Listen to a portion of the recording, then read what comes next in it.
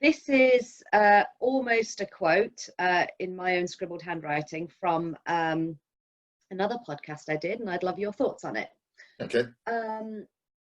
Okay.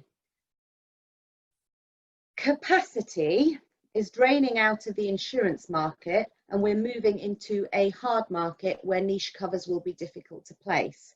We will, this is because Solvency II, the recent stock market crash, Ogden, soft rating, floods, and now COVID-19 have all combined to create the perfect storm.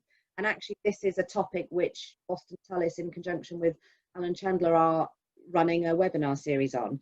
So I would love your thoughts on it.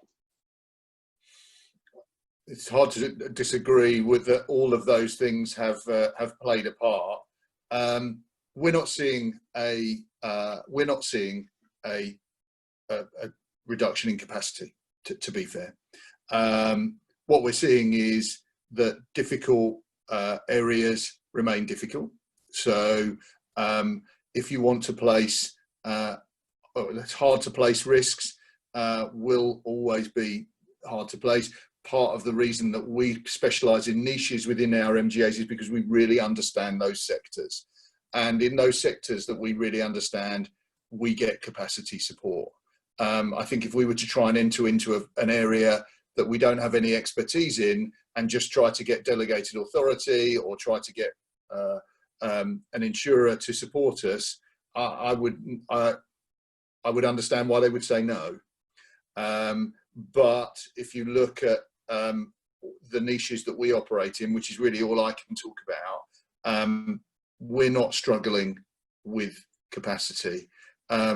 I think the debate we had about rates is an interesting one, because I think insurers are looking to, in the main, to get rating, but have to take into account the fact that businesses are struggling and businesses are going to have a tough time, certainly in the short term.